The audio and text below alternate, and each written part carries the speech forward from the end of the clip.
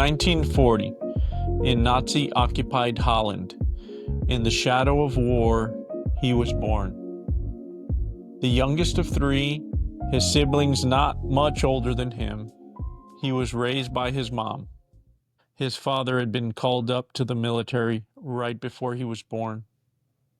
While some children fall asleep to bedtime stories, John fell asleep to the sounds of bombs dropping and the acute ache of hunger.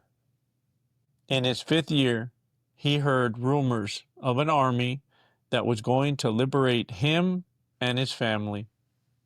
His life of misery, hunger, and cold would soon change, all thanks to the Canadian military.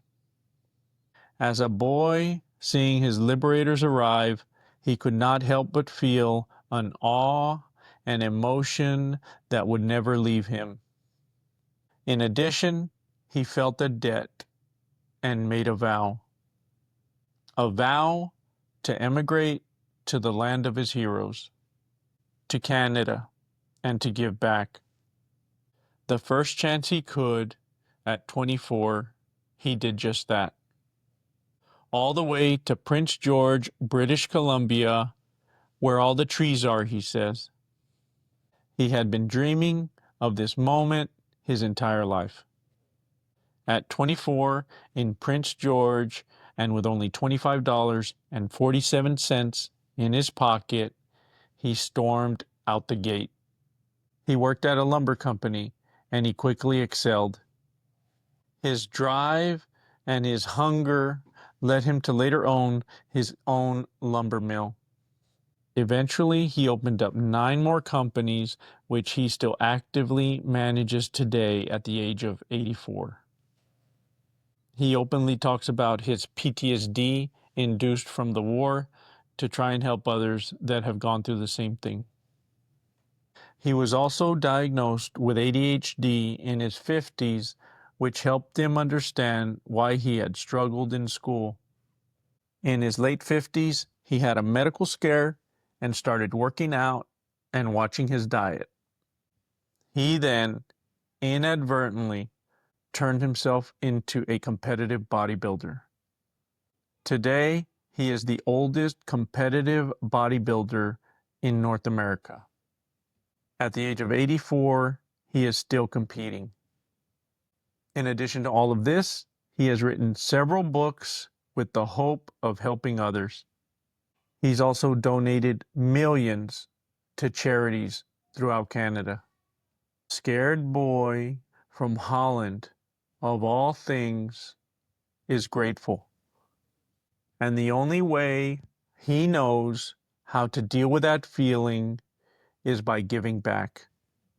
That debt he felt, the one he's been trying to pay back his entire life, has been paid off.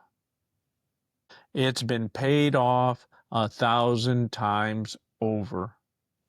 But don't ask him that, because the man can't stop giving.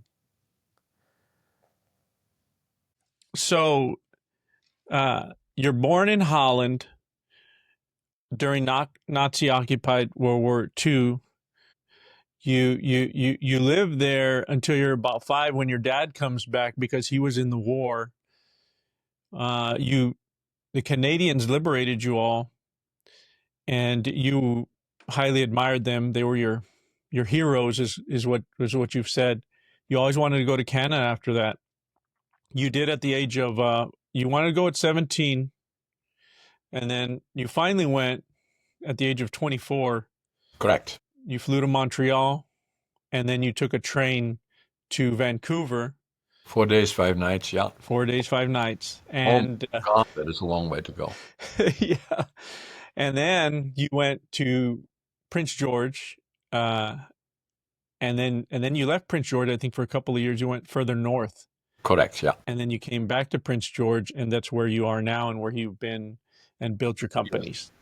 Correct, yeah. So, and then you had $25.47 in your pocket when you were in Port Prince. So tell me about, I'm really curious about to start your childhood. Tell me about your childhood, because that is a very rare childhood, I feel. Yes, as you already indicated, Seraphim, did I say that correct? Yes, sir. Yeah. I was born, as I indicated, in November the 1st, 1940. And it was at the beginning of the war years, really. My mom and dad were married in 1938. They were in love, and they fairly quickly had a boy and a girl, a brother and sister to me. And then in early 1940, my mom was pregnant with me, and then the dictator called Hitler decided that he believed that part of Poland, if not all of Poland, should be part of Germany. He invaded them and then put his eyes on Western Europe. And at that point, my dad was called into the Dutch army in April of 1940. And then the Germans started invading us in May of 1940. But in the meantime, my dad, the last time they saw him was before the bombing of Rotterdam. And Hitler found that things were not moving quick enough after the blitzkrieg and capitulating. The Dutch was not going fast enough for them, so they bombed the massive city called Rotterdam, in the center of Rotterdam. And as I said, that's the last time they saw my dad. And so for 5 years, we would not know if he lived or died. And so for my mom, it became a very, very difficult time, as it was for everybody. The Germans obviously invaded Holland and took control over Holland, and things were very, very difficult. And then I was born November the 1st, 1940, and the first thing that I remember were when I was about 3.5 years old. It's always amazing how you can remember things that happened even at that age. And it was bombers overhead, and hundreds of them. The Allied forces had decided collectively, the United States, Canada, US, and others, in the UK and others, to bomb the infrastructure of the war machine of Germany, especially in the north, east part and northwest part of Germany, close to the border with Holland, that I was born. And so I remember hundreds of bombers in the air, and a sound that I still will remember now and never will forget, an unbelievable sound. And my day and nighttime bombing started in 1943, and my mom would take her kids, including me, outside on a flat deck behind our house, not to look at the pretty planes, but she felt safer outside than inside. And in the distance we could see the sky being red of the cities burning as they unloaded their bombs. So that's the first thing that I remember. And again, seeing planes coming down and being shot at. And so it gave a sense of anxiety to me at a very early age. Then the next thing that I remember is 1944, when the Germans had decided to cut off all food supply to Holland, including our cities. And it was the feeling of hunger. And I still can feel that even today, still the feeling of hunger. And then the other one was the winter of 1944-45 was the coldest on record.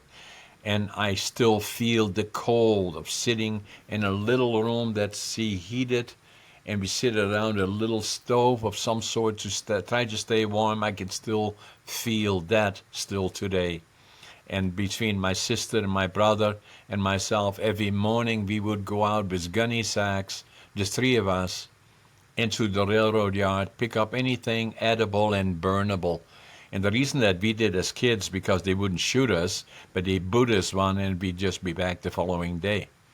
And so I still remember all of that. And then the next one, the big event was that when the Canadians were pushing, obviously landed in June, the Allied forces, the Americans, the Canadians, and UK forces landed in Normandy and pushed through France, and the Canadians went north through France, Belgium, western part of Holland, and then pushed their way through northern Holland towards pushing the Germans back into Germany, and they were losing then already rapidly. But the fighting was pretty rough in our province, and the Germans blew up all the bridges behind them, including the bridge in front of our house, simply to slow down the liberating forces, being the Canadians. And so I remember that part. Did that I mean that sounds like a very traumatic childhood, the first 5 years of your life, uh, growing up like that, seeing all of that. Uh, I mean, you're at from 0 to 5. You're like, is this what life is? Some children 0 to 5, they grow up loving parents, stable jobs. You had none of that. When the Canadians were coming, I know you're around 5 years old. Did your mom tell you? Were you following their progress? Did you know they were coming? Was it a surprise, or were you too young to remember? No, I do remember, Steph, Sullivan, is that obviously the Canadians were pushing very hard and were very close to them. And we knew about that, but things became rougher in terms of the Germans obviously having anxiety. A lot of the fighting happened in our province and was getting closer and closer. So there was a sense of anxiety, and I could, as a child, feel that. So, and subsequently, still have today PTSD from those period, and the inner child, effect of that little boy that had the anxiety.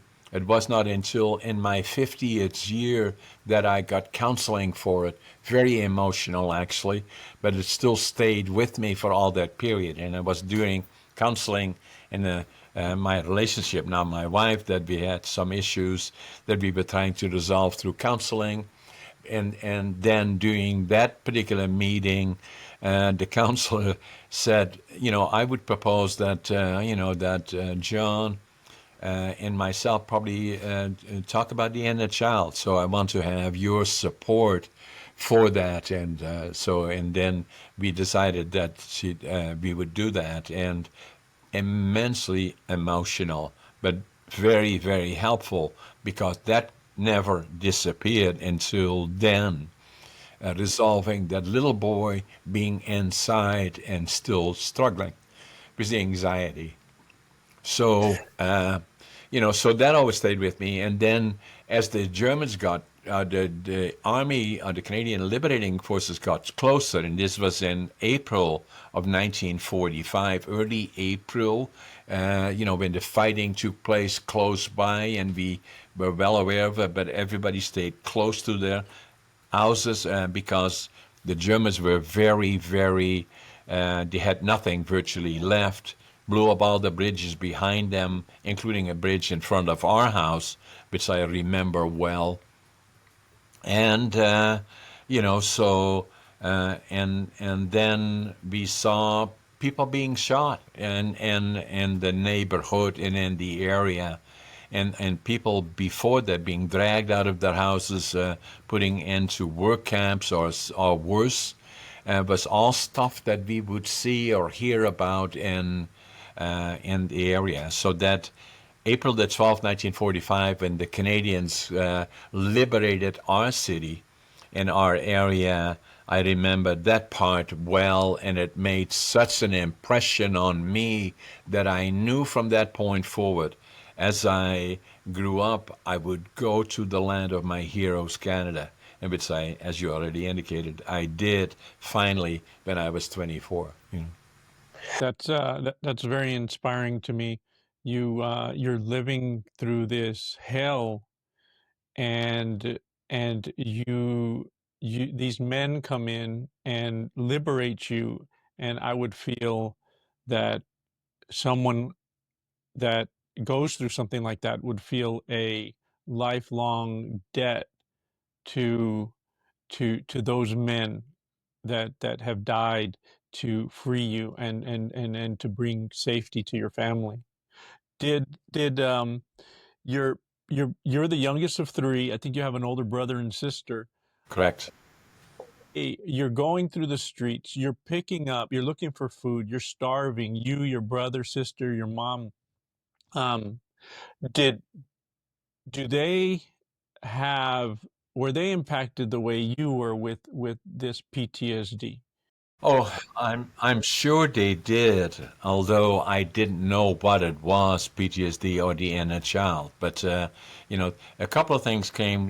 What I learned is likely that, and I a lot of times look at my grandchildren now and then say that it's amazing the things that they see and remember, their forming years being right up to 6 years old, 5, 6 years old, is that seeing all of that, how it stayed with me. And then my dad did come back when we were liberated. After the liberation, he had been fighting, and he survived Rotterdam, but my mom would not know, and the family would not know until 5 years later if he survived.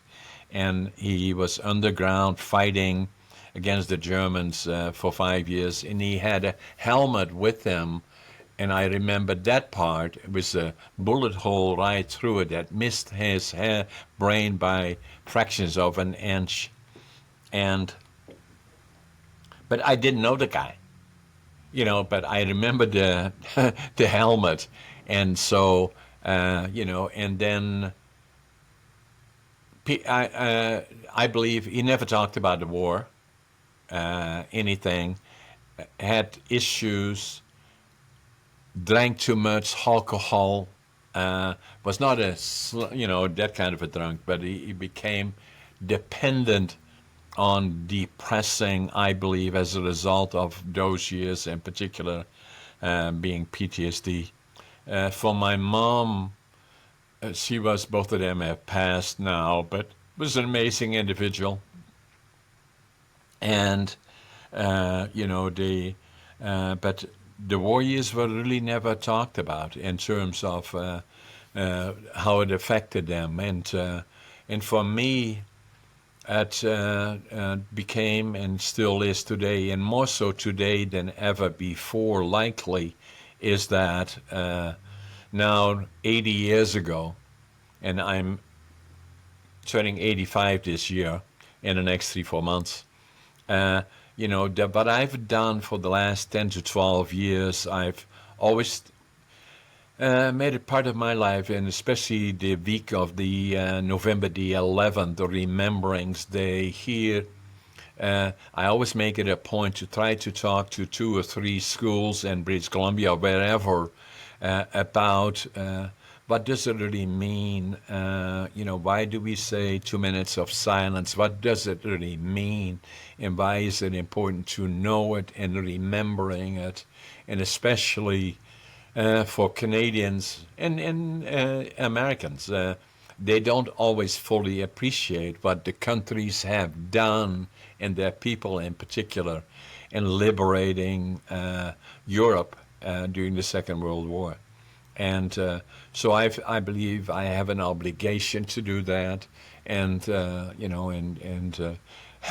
it's usually being well received. I usually have people already committing to say, "Oh, can you come to art school?" And art school, and already 1, 2 years before I even do. But to me, it's always very important to keep doing that, because it's so important to remember and to share with others, because less and less of us were there, at the time that it did happen. And it adds a special part to it. Let me ask you, It sounds like your mom was very influential in your life. You loved her, obviously, quite a bit, especially going through this, this with her.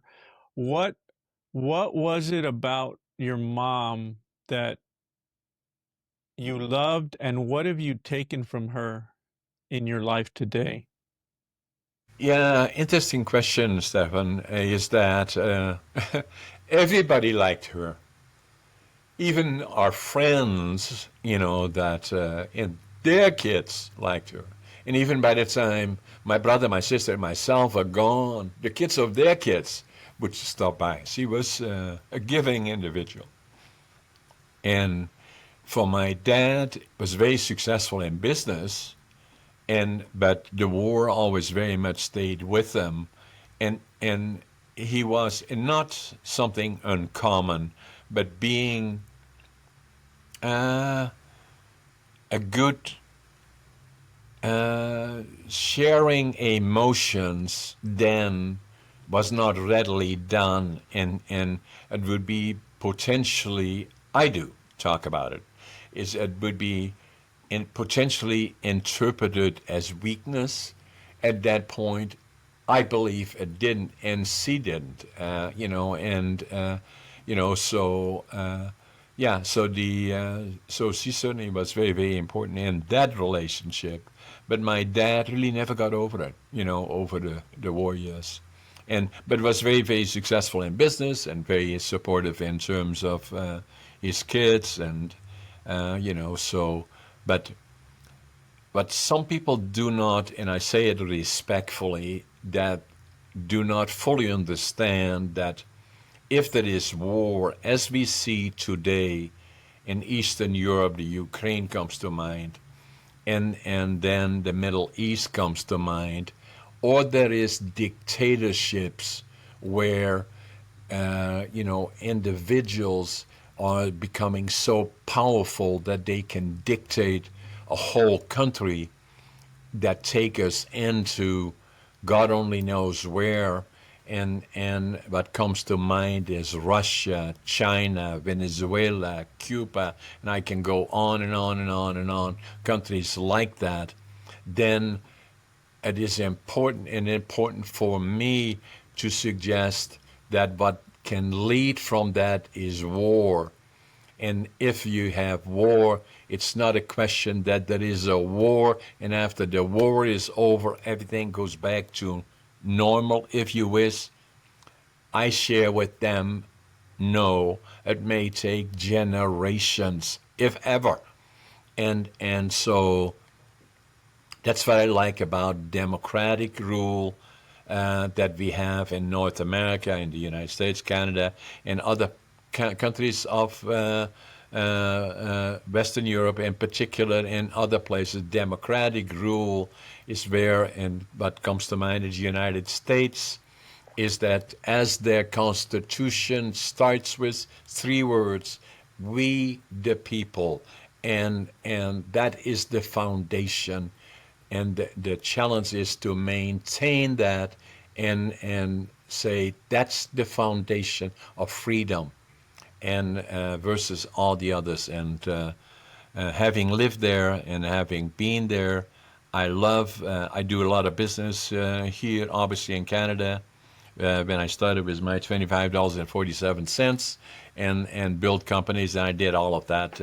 But it's not about money, it's not about success, if you wish, but to find that place in the world where you have limited surprises, but that at least the foundation of the countries, Canada to United States, is a little bit of a challenge right now, but at some point we'll again go back to where I believe the people want to be, is democratic rule.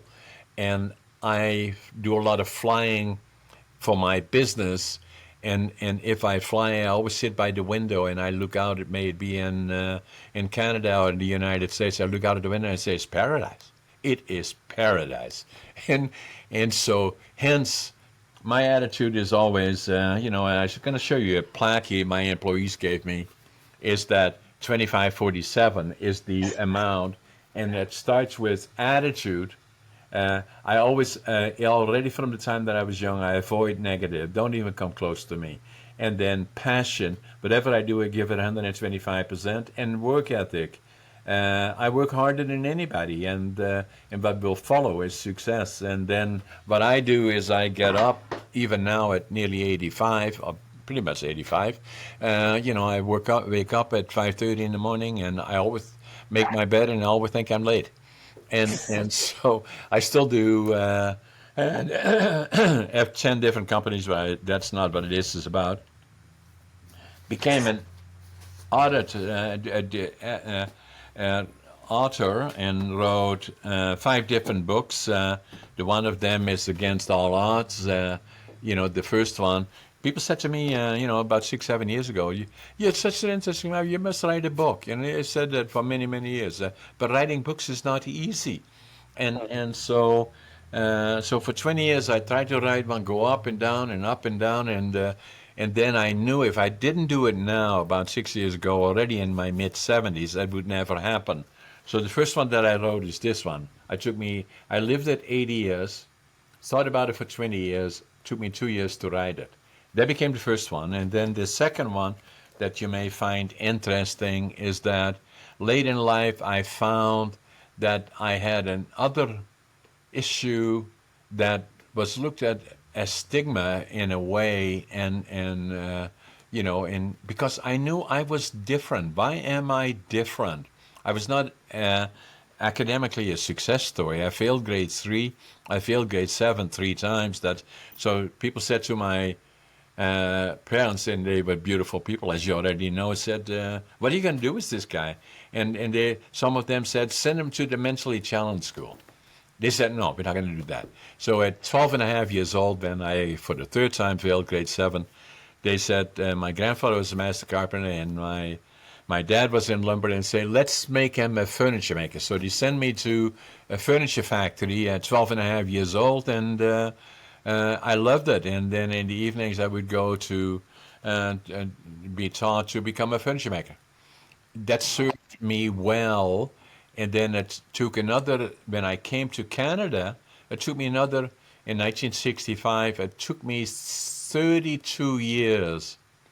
When I went to a bookstore, it's then not feeling good. Who was I? Why was I different?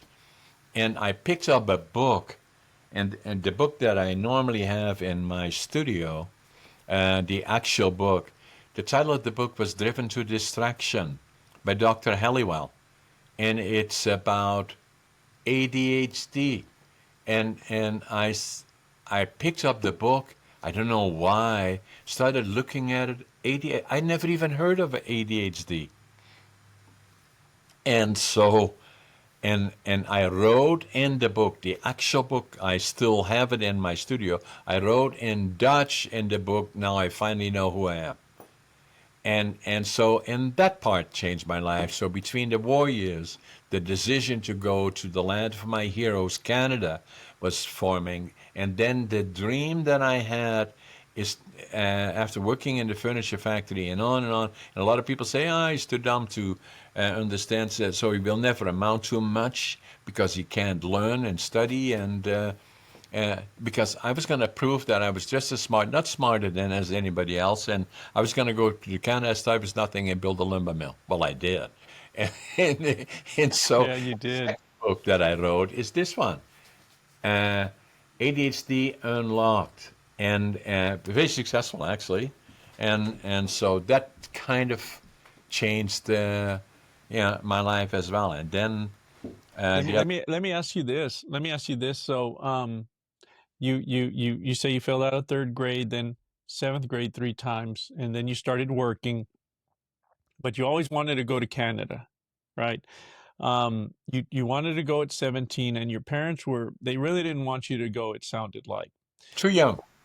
Too young. But so 24, okay, 24 you go to Canada. Now, you're you're leaving everything. You're leaving your family. You're leaving your country. You don't even speak English, right? No.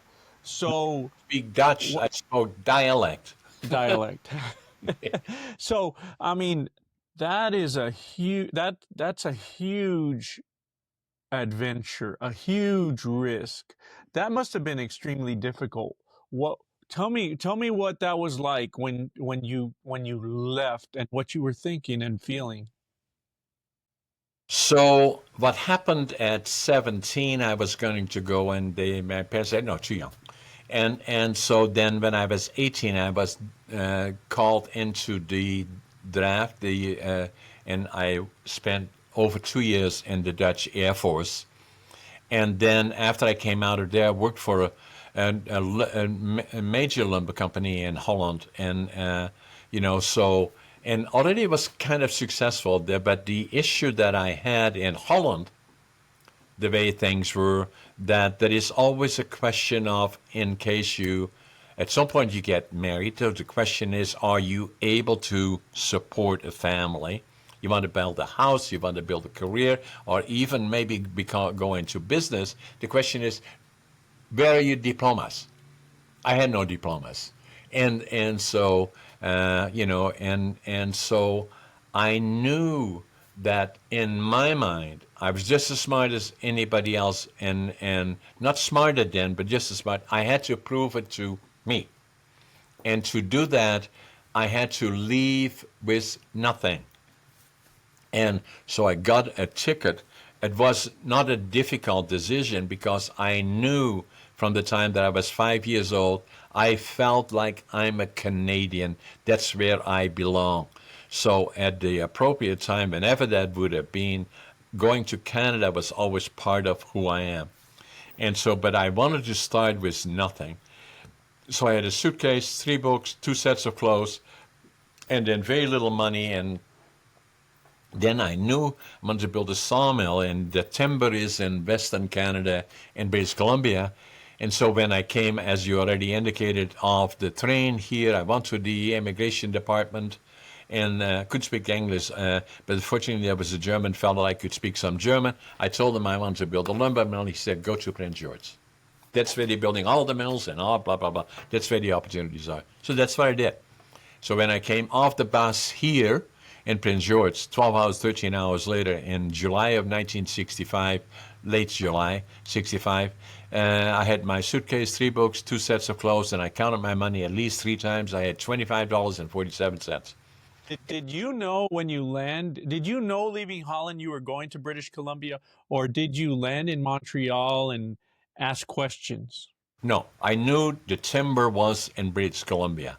And so I had looked at that, and one of the books that I took with me was about Canada, and I felt that British Columbia was the area I would go to. That's where the opportunities, that's where there is timber, and hopefully an opportunity for me to build my own company. Excellent. But I Excellent. didn't know where in British Columbia. I had no idea how big British Columbia was, other than what I saw in the books. I had no idea. And as I said in the introduction, Prince George is 500 miles north, or for European friends, 800 kilometers north of Vancouver. And that puts it in the center of British Columbia, north, south, east, west. And so, so it's big, really big, so, yeah. So you have all this energy. You grew up in Holland. You're working at the mill. You have this desire, this this dream of going to Canada. You take off at 24. You land in Canada. You don't know anybody there. No, You land in Prince George with $25.47, and I feel that you remember that number because you wanted to see, you're like a horse at the gate. You're ready for the gate to open, and you had this drive within, and this drive was telling you it's time to start. The gate opened and you went. Where does that drive, that that determination come from? Yes, very good question, Serafin. Is likely because that kids can be very hard on each other. And so when I failed grade 7 for the third time, and I was kind of looked at as a loser and somebody not bright enough to become anything. So I would become a laborer. I love it now, but yeah. But I knew that I was just as smart as anybody else, not smarter than, but anybody else. But I felt that in Holland the question is always, okay, where are your diplomas? And so I had to start anew. But the other part of it is that who am I? Because why do my friends, used to be my friends and were no longer because I was a laborer, but why are they successful, went to college and universities, and where I was looked at as, but they did in school always when there were tests to be done, their grading system was from 0 to 10 being the highest, and they would read them off and saying so-and-so has a 9, very, very good, amazing, and so has a 6 or 7, and still okay and good, and then it was always John Brink, as usual, a 0. And so and I never quite could figure out why am I different? And so I had no question in my mind about it that I had ability, and I already showed it to myself in a way. Had a very interest in all the things that happen around the world. I felt I had to start anew in a new country where they would ask me about where are my diplomas, and no question about if I speak dialect or have an accent, even in Holland, coming from northeastern Holland where we speak a dialect that most people in Holland wouldn't understand it. It'd be being looked at, oh, he's a farmer. Oh, yes, you can hear in his family, he's just a farmer.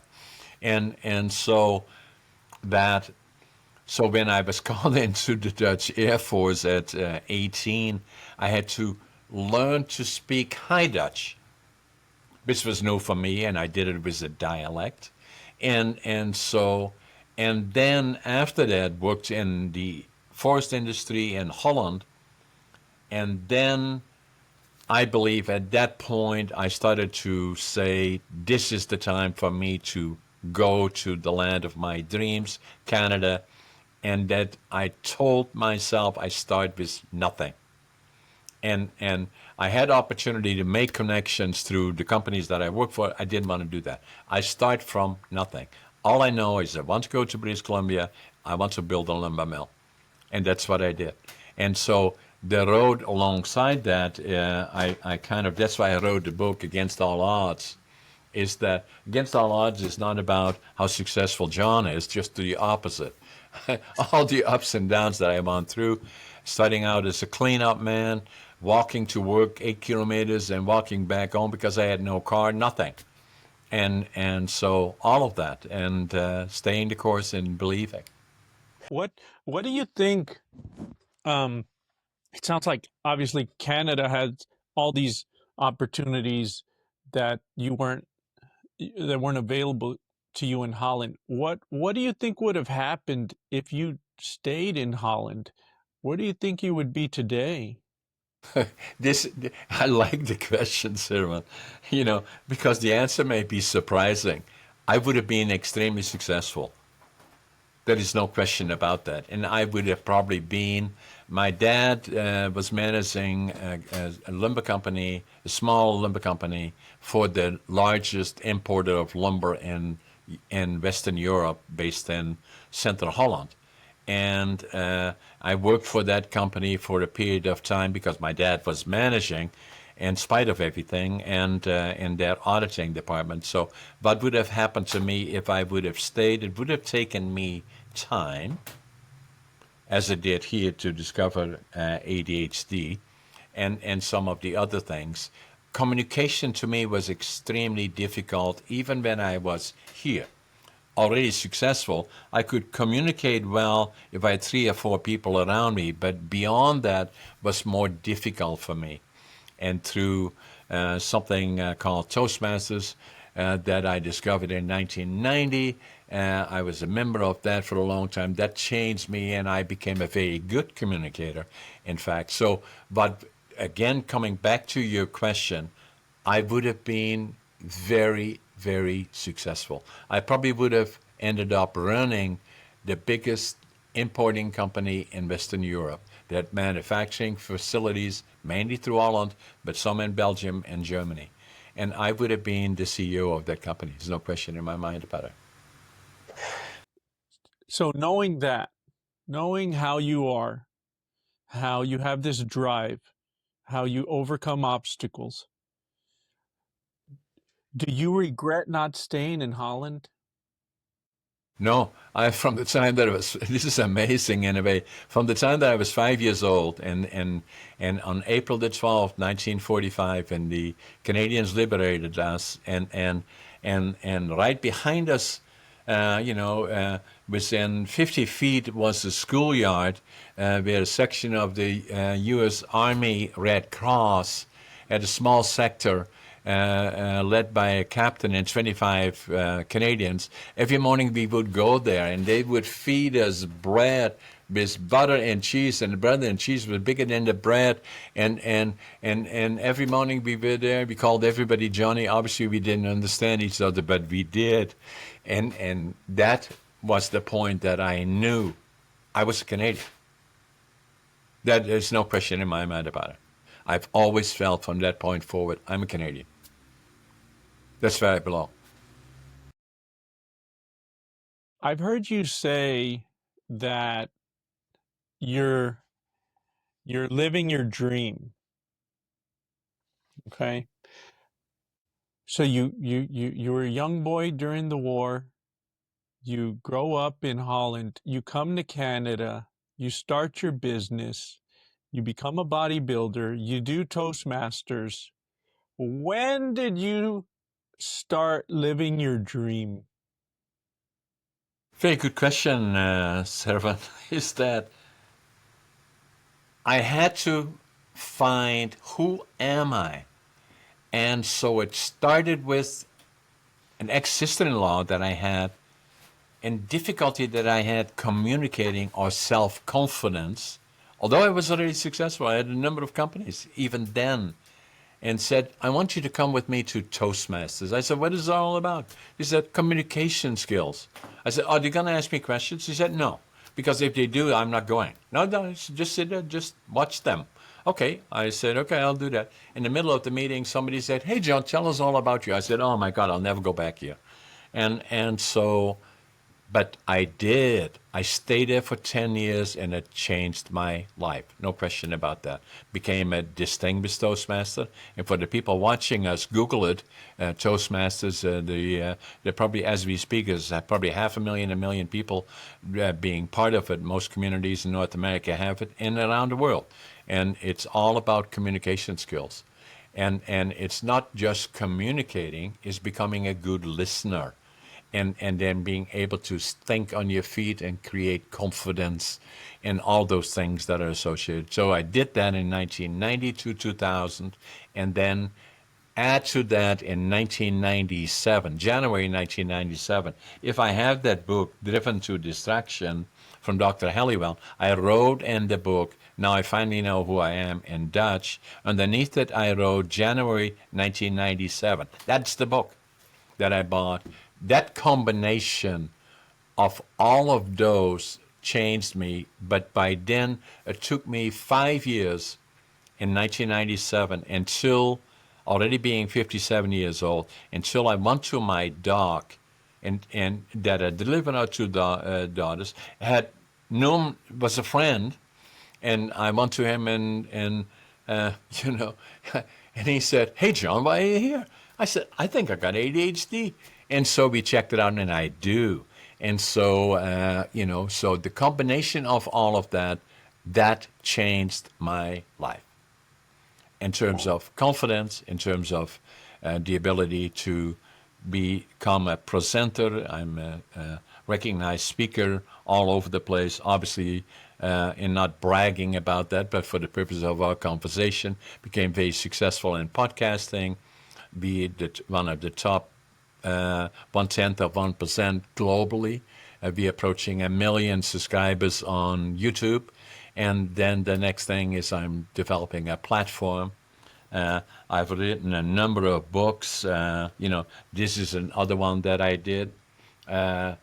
Finding your passion, living the dream, and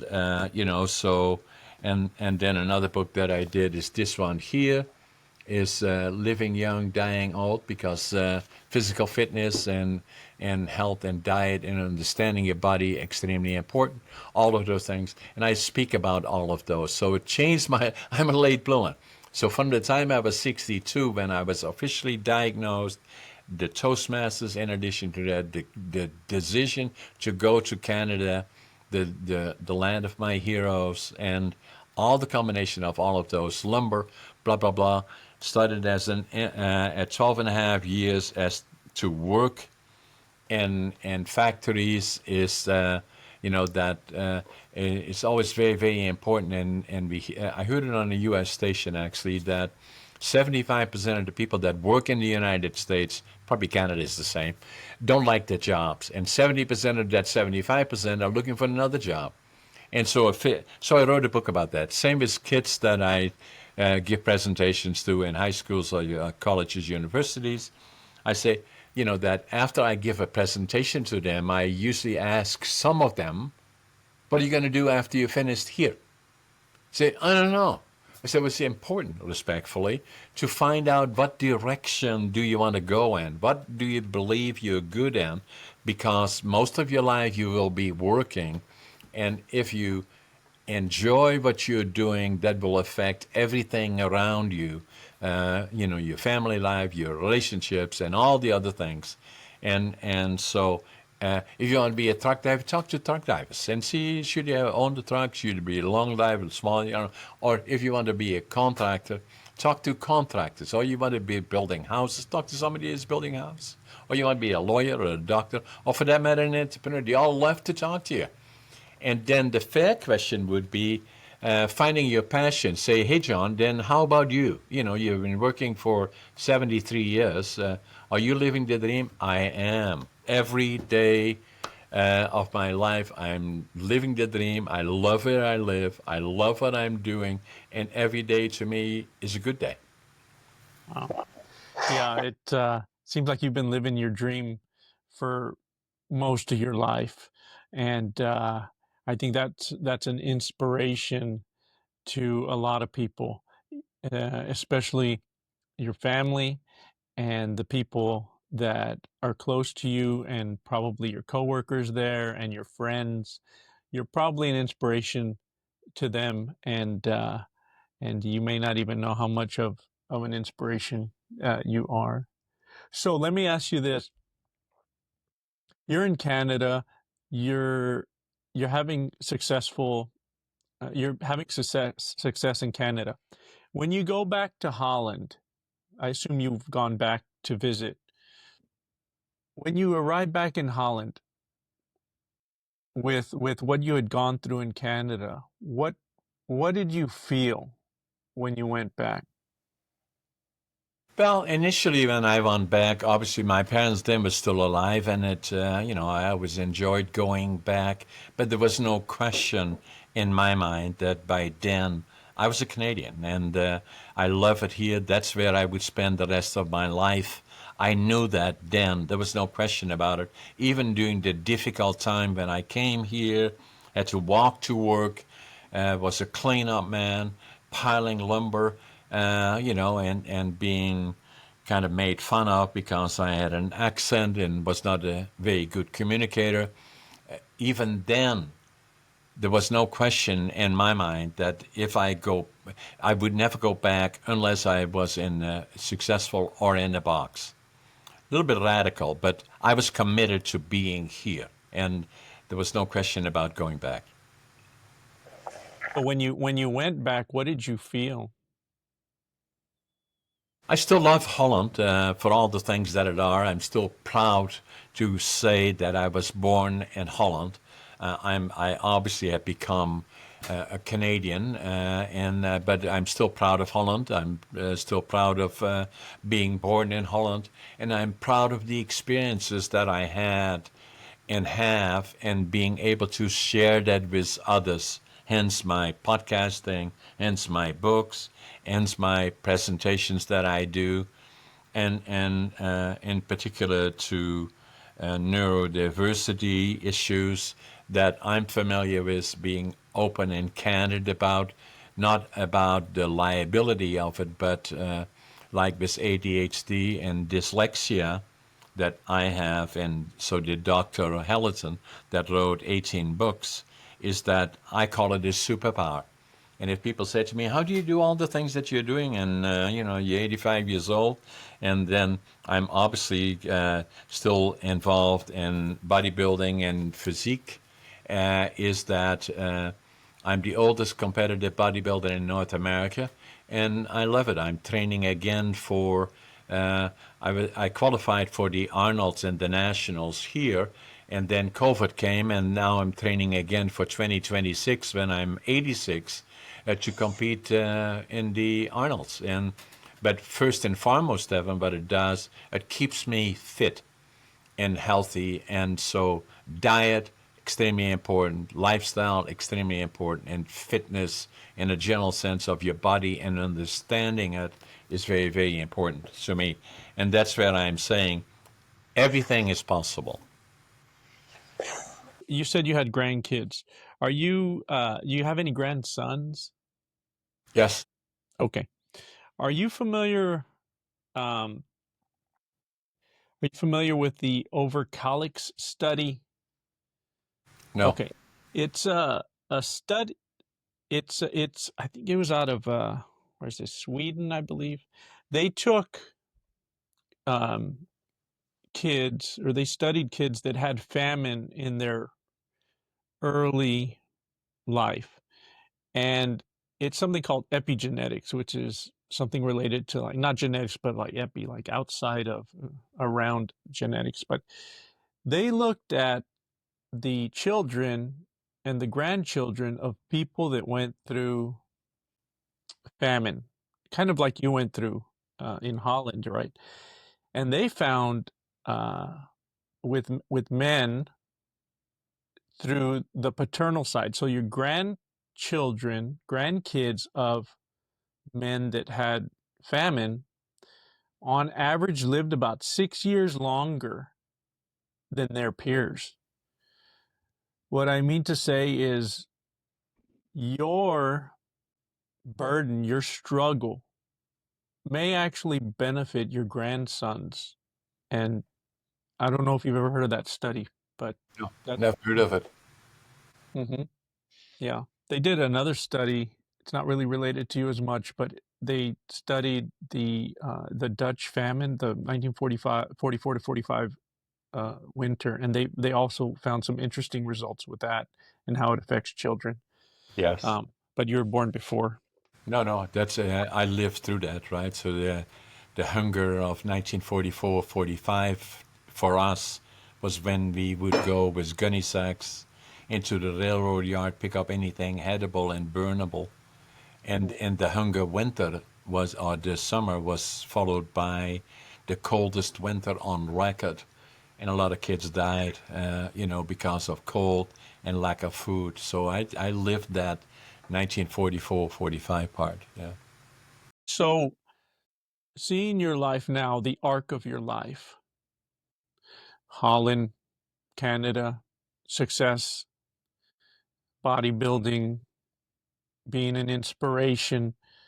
If you were to go back to when you had failed seventh grade for the third time, if you were to go back in time and talk to yourself after failing that third time, what would you tell yourself? Interesting question, Servan, because I get asked that frequently when I give presentations. How do I feel about failing 3 times grade 7? Does it still affect me? And it does. It still affects me even still today.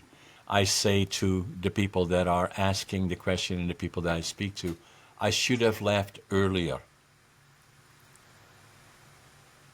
So the point that I'm making is that me being in school really didn't add much to me. Rather than feeling bad about grade 7 in terms of that I failed, I'm saying somewhat tongue-in-cheek, I should have left earlier. So, to me, you've lived an incredible life. You had the traumatic childhood. You grew up in Holland. You moved to Canada. You have all these businesses. You're a bodybuilder. You're 84 and you're a philanthropist. You've given money to the local universities. I feel that, and I could be wrong, but I feel that you felt a debt to Canada, a debt to that country, to those men that saved you and your family. And your life has been about giving back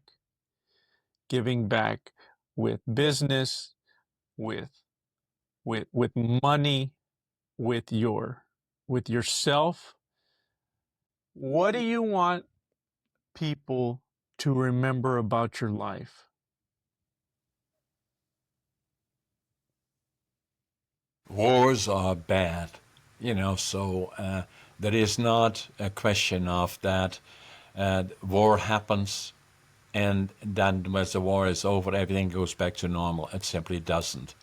And then so be proactive in your views on democratic rules and why it is so important to all of us. The second one is be part and somewhat connected. Be part of your community. Give back where you can. Doesn't have to be money, but be involved. And then wherever the opportunity arises and you have the ability, give back. I learned that from the time that I was in Holland. Give back to the community.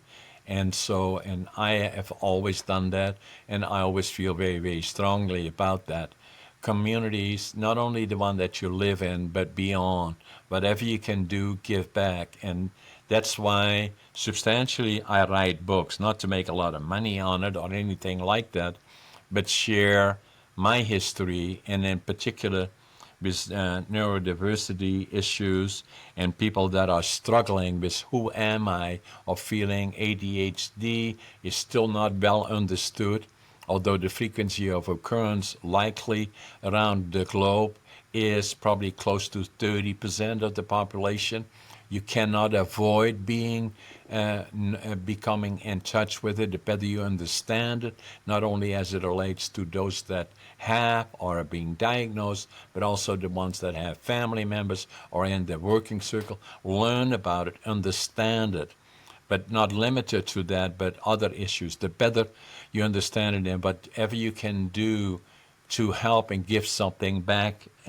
That's why my books, that's why my podcast, and that's why I'm going to a global platform as well, is all about giving back to community, whatever that may mean to the individual. Is the community they live in, the province or the state they live in, the country, or the globe for that matter. And if the issues, which they are important, and that, to me, I'm writing another book that is on you can.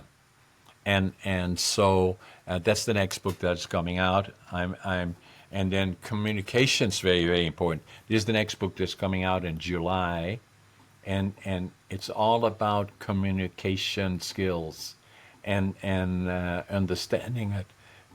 And then so all the books somehow are connected. Against All Odds, at ADHD Unlocked, Finding Your Passion, Living the Dream, Living Young, Dying Old, $1 Billion Communication Skills, and then You Can.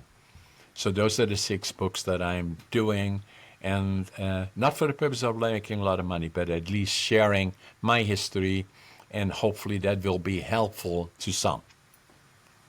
Well, Mr. John Brink, um, sometimes I know you've gone through a lot. You carry these burdens, this trauma with you. You've been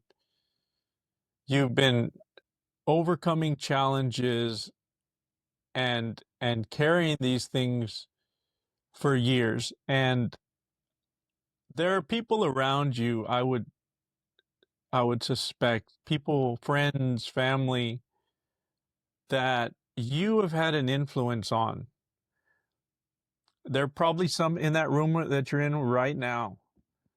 You may not know how much you've actually helped thousands, if not more, people out there.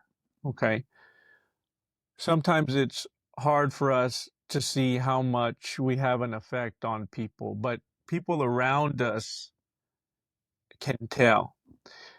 So, on behalf of all those people that you have helped and you don't even know you've helped, I would like to say thank you. I would like to say thank you for the life that you've lived. I'd like to say thank you for all the help you've brought into this world. And I'd like to say thank you for being exactly the person that you are. I appreciate that, Sarah, and I appreciate the podcast.